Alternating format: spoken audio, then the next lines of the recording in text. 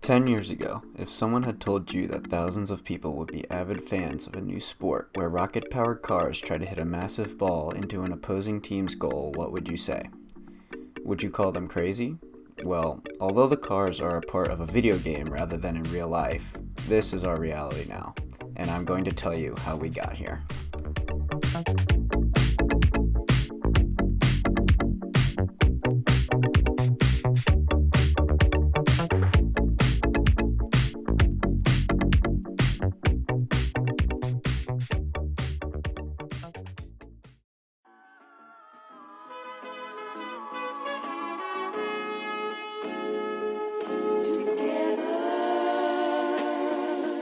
Rocket League is a game where players, each controlling their own car, have to work with their teammates to score more goals than the opposing team within a 5-minute time frame.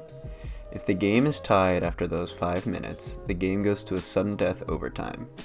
Basically, it is 3-on-3 soccer, but the players are jet-fueled cars that can propel themselves high into the air and drive on walls. Although there are various different game modes, 3-on-3 is the most popular, and is what is played at the professional level. Just like in other sports, such as soccer, football, and others, Rocket League has various different passing, shooting, defending, and juking techniques. This is what makes it so much like watching an actual physical sport. The core mechanics of the game are rudimentary skills that occur regularly in many other sports, so it is very simple to pick up and quickly play. Unlike other popular esports like League of Legends or StarCraft, Rocket League mostly just revolves around simple sport tactics and physics. There are no fancy abilities other than being able to collect nitrous and give yourself a speed boost either on the ground or in the air. It's how you use this speed boost that separates the more skilled players from the weaker ones.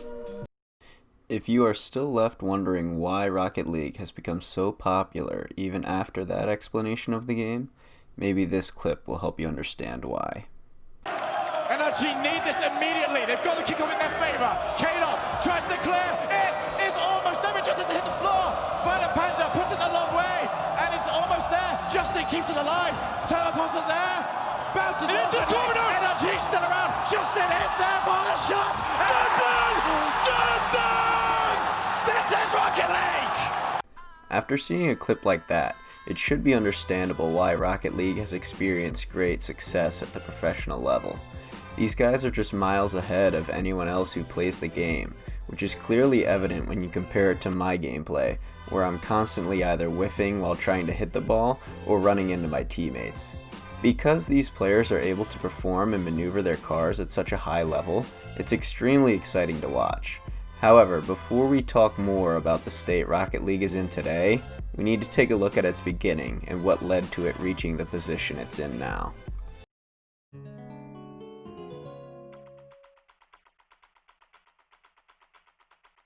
Originally, the developer of Rocket League, Psyonix, had created a game called Supersonic Acrobatic Rocket-Powered Battle Cars, also known as SARPBC, in 2008. The game was only for the PlayStation 3 and experienced mixed reviews and mediocre sales. The game did succeed, however, in gaining a loyal fan base, who would eventually help propel Psyonix into creating a successful sequel. The game mostly consisted of the same core mechanics and gameplay as Rocket League, but lacks in the overall aesthetics, graphics, map design, and smooth gameplay departments. Because of these mixed reviews and mediocre sales, Psyonix eventually decided to create a sequel game, knowing that they had something with this idea, which was evident because of their core fan base who loved the original game. This time they released the game on PC too, and gave it a much more simple and easy to remember name, Rocket League. The release of Rocket League was met with immediate success. The graphics and gameplay were much more refined than its predecessor, and it garnered a lot of popularity within the PC gaming community. One of the most enjoyable features in the game was the insane amount of customization players were able to give their cars. To begin with, there are over a dozen different cars available for players to use, a number which has grown a vast amount since. There is also a large array of colors players are able to pick from for both their red and blue versions of their car, not to mention the many different types of decals, wheels, antennas, hats, and trails available for the player as well. One of the coolest customizable aspects of the game, however, are the explosions.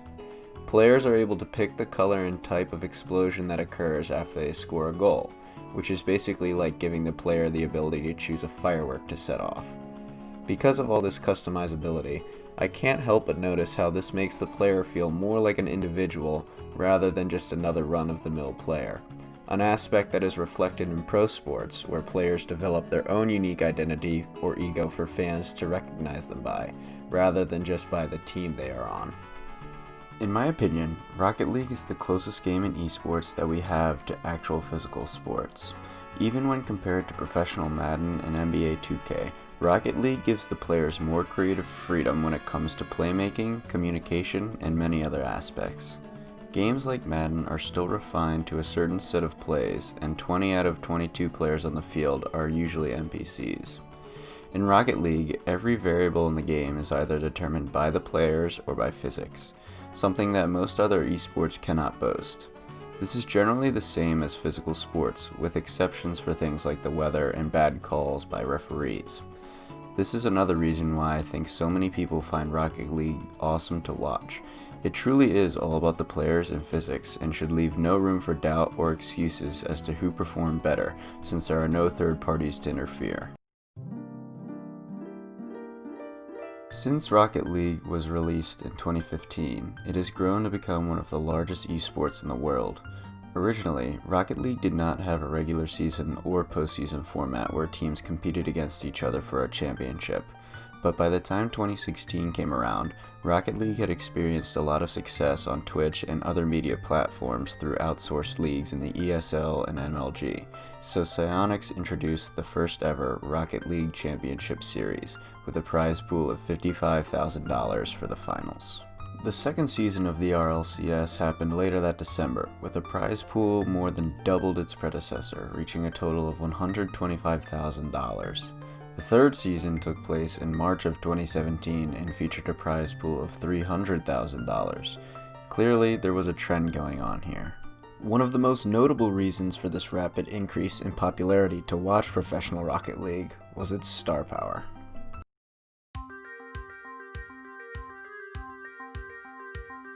In professional sports, the biggest attraction for fans is to watch the best and most recognizable athletes in the world perform on a massive stage. In basketball, every arena LeBron James steps in is often sold out. In football, no matter how much he is hated, games that include Tom Brady playing are nearly always on national television. On a global scale, Cristiano Ronaldo and Lionel Messi are known in nearly every country where soccer exists. Esports, and especially Rocket League, are no exception to this idea of attraction with their own players. Rocket League also happens to have its own LeBron James, and his name is TurboPulsa. Whenever a conversation occurs between fans about who is the greatest of all time in a sport, there's a certain list of criteria that fans often use to compare players. How many times have they won MVP? How many times have they been considered an All-Pro? How many finals or championship MVPs have they won? And finally, and oftentimes most importantly, how many championships have they won? In esports, generally the same criteria exists, with the exception of a handful of other game-specific requirements. In Rocket League, there is only one player who has ever won 4 RLCS titles, and that is TurboPulsa. Pierre TurboPulsa Silfer is a Swedish Rocket League player who, over the past half-decade, has become one of the most recognizable esports players in the world and is considered the greatest Rocket League player of all time. To go along with his 4 titles, Turbo is also the only player to ever win a championship MVP twice, in both seasons 4 and 8. However, winning championships and finals MVPs aren't the only thing that players dubbed the greatest of all time are known for. They almost always have some kind of it factor, whether it be driving the ball down the field on a game-winning drive with 2 minutes left on the clock, or coming up with the most ridiculous move in the middle of a game that brings the crowd to their feet. In TurboPulsa's case, he is a trailblazer and an underdog story. Back in Season 3 of the RLCS, Turbo joined a team called Northern Gaming as a substitute player, after passing on starting roles on other teams in order to join a team he thought would have a better chance to qualify for tournaments. The only reason Northern Gaming chose to add a substitute to their roster was due to one of their starters fearing he might have to miss upcoming tournaments, as he still had academic obligations and was in college. Turbo was called up to start for Northern late in the regional playoffs, and then continued to remain a starter throughout the entire Worlds tournament. Northern would go on to win the entire World Championship, and Turbo's teammate Devo would win the championship MVP. This ended up becoming highly disputed, as many, including Devo himself, felt that Turbo had deserved MVP since he had stepped up from being a substitute to arguably the best player in the tournament. Turbo would end up moving on to a new team, Gale Force Esports, and won his second championship in a row there the next season as a starter. Remember how I said that there were certain criteria that gave players the moniker of greatest of all time? Well, oftentimes players like this have a marquee moment that fans can look back and solidify this reasoning. Games like Jordan's flu game, LeBron's block on Andre Iguodala, Tom Brady leading the Patriots from a 28-3 deficit in the Super Bowl. Well, Turbo has a marquee moment of his own, and it came in his quest for a three-peat.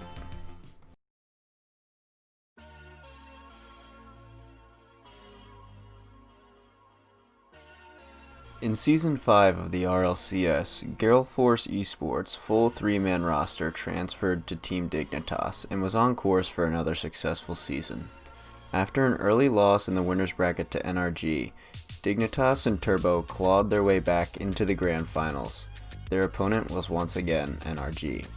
In order to win the championship, Dignitas would have to beat NRG in 2 best-of-7 matches in order to put RNG into the losers bracket after the first loss, and then compete for the championship in the second best-of-7. The following is what ensued. No matter where you are, you can play either side of the field. Kaydop wants to go the whole way. Oh my goodness! There to help out. Now Garrett drops it down to the rookie. Garrett can get there in time. No! Can Violent Panda get enough control before they drop back the defense? He's up the ceiling, he's got the flip! And he gets it! Violent Panda! Hold me! Hold me! So a win for Team Dignitas. Remember, it is not over yet. But Turbo Pulsar almost putting yet another highlight reel goal. It has hit the floor. NRG are in the lower brackets. Finds Violent Panda, tries to take it to the net. Now Kaydop, infield pass. Violent Panda unmarked, straight back to Kaydop. Unstoppable. Just takes the boost. Pass off to Turbo! Saved! Follow up from Violent Panda! They are just slamming it off and following their own touches. There is the third. There's the brace for Garrett G. Game 7 is on the way. And it's almost there. Justin keeps it alive. Turbo Pulsar there. Bounces into the corner. NRG still around. Justin is there for the shot. Justin! This is Rocket League! Turbo Pulsar with it up high. Gets the flick. Turbo!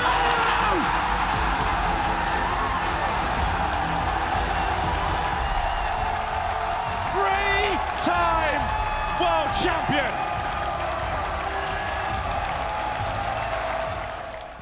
With the sudden death overtime goal in Game 7 of the most famous Grand Finals in Rocket League history, Turbo had secured his legacy with a marquee moment and became the first ever player to win 3 championships in a row. Though Turbo may be the greatest of all time, every professional faces some type of adversity in their life. Turbo's second run-in with adversity came in his attempt for a 4th championship in a row, where one of the most famous esports organizations in the world, Cloud9, who had taken 3rd in the previous 3 tournaments, were ready to break the streak.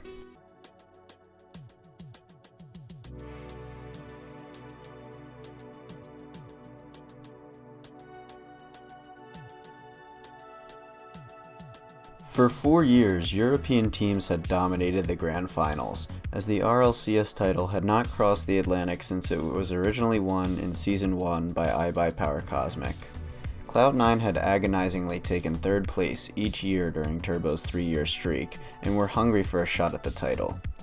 The Season 6 roster consisted of Gimmick, Torment, and Squishy Muffins. Like Dignitas, Cloud9's roster was very talented, and they had a star of their own.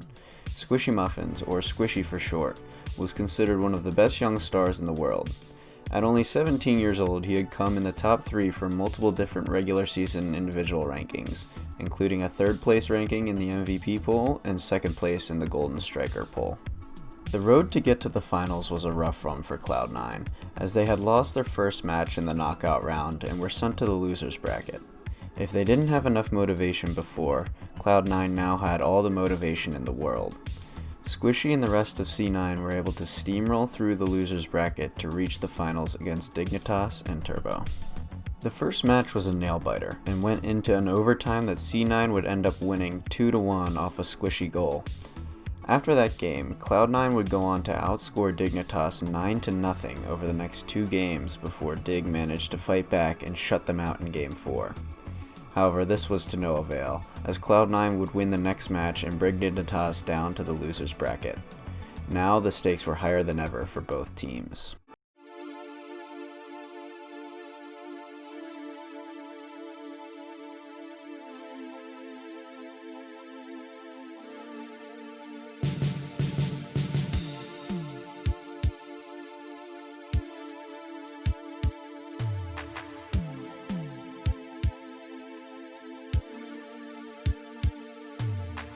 The second set of 7 started out with a 2-1 win for C9 off of a game-winning goal from Torment with about a minute left to play.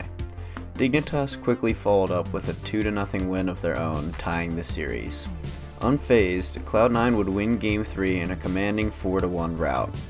Game 4 ended up coming down to the last 2 minutes of the match, when Gimmick would score a clutch goal to give C9 a 3-1 lead with a minute and a half left, which Dignitas could not overcome. Game 5 found both teams tied halfway through the 5 minutes of allotted time. In a back and forth struggle, neither team seemed as if they could score, but the final 2 minutes of the game were historic. Miscommunication chance for Gimmick, but he has no boost. Ball bouncing to the net, and that one hit off to the side. Cloud9 mounting an assault. Squishy pounces to himself. He gets Flip, it. reset, can he do it? Squishy Muffins! Torment finishes it off. What a play from Squishy and Cloud9.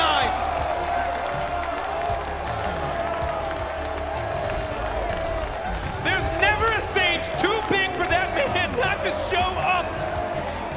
One of the most talented mechanical players there is in this game. And he pulls off a flip reset. And with that, Cloud9 take the lead. Nets wide open, and Dignitas get right back into it. The kickoffs again. They're cursing both of these teams. Squishy pushing that back mid, not aware where his last defender is. And Violent Panda keeps it tied. Dignitas are the defending world champions. It's not going to be that easy, Cloud9. They answer right back off the kickoff. And now Gimmick. Squishy, that shot knocked to the side by Turbo. Panda jumped, but he couldn't get to it. Torment gets the lead for Cloud9. Back and forth, trying to keep control. Violent Panda getting that first hop and then losing all momentum, losing all of his boost, and all of his ability to play defense. Torment, you hear the chants, and an MVP caliber finish right there. And Gimmick off the kickoff again, Carpet. Now 2 goals separate Cloud9. It looks like they might do it. What on earth is going on with these kickoffs? Either they've figured out how to do them perfectly, or they've all forgotten how to play against them. A minute left for Dignitas to catch up, to stay alive. Dignitas, their time is running out, and Squishy off the kick-off again. 5 goals now to 2. Cloud9, they are destroying Dignitas. They don't even know how to feel. Torment put his hands on his head like he was in anguish. He probably feels like he's in a dream. 3 goals up against Dignitas, the 2-time world champions. And that kickoff going towards the net. There. And the response from Turbo. That is has exactly what Dignitas needed. Only a few seconds off the clock, and Dignitas within 2. It's a home run derby for these teams right now. Dignitas have 50 seconds. This could be the final game, just seconds away. Turbo down into the middle. Squishy takes possession off to the side. Turbo. 10 seconds. Cloud9. They are about to do the unthinkable. They've done it! Cloud9 dethrones the Kings of Rocket League.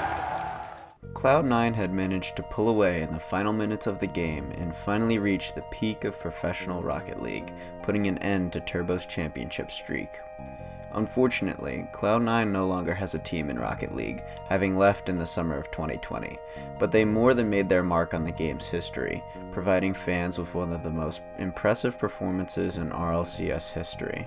Turbo would end up leaving Dignitas after the next season, making history as the first player in Rocket League to transfer from EU to North America. On his new team, NRG, he would end up winning another championship that season, furthering his legacy and earning the nickname The Four Time, but I can't help but think that the loss to Cloud9 must have been brutal for him.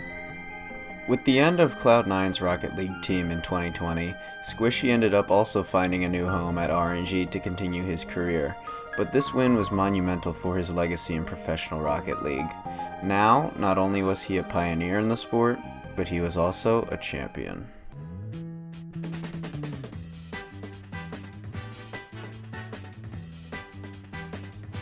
In most sports, there are constantly new techniques, playing styles, coaching strategies, and more being discovered as time goes on. Rocket League is no different, which is another reason why it is so similar to physical sports. Earlier, I called Squishy a pioneer as being a reason for him leaving a legacy.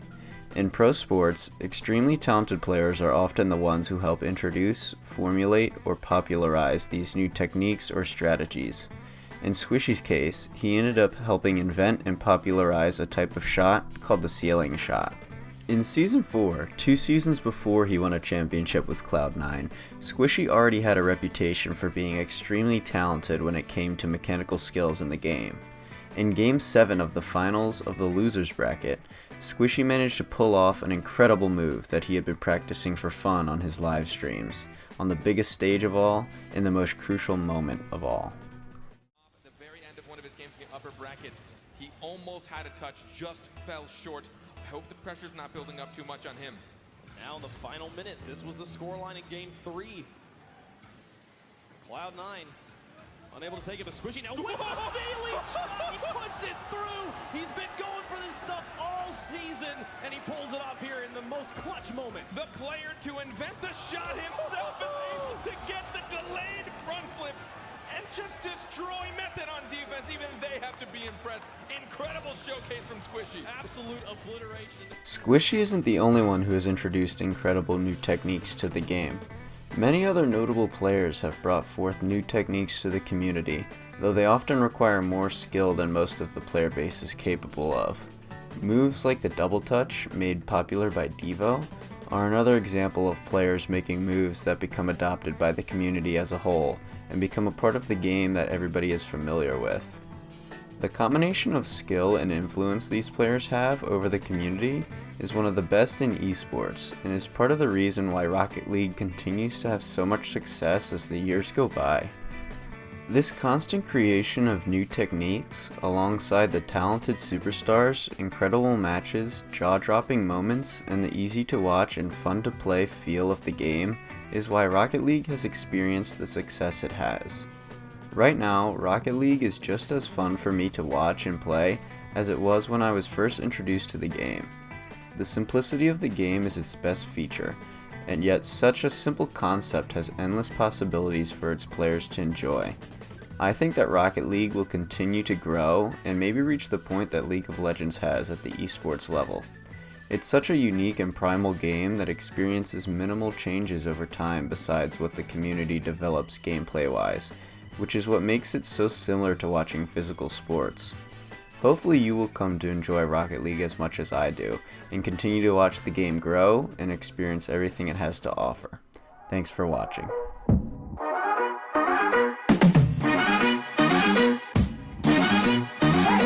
Check it.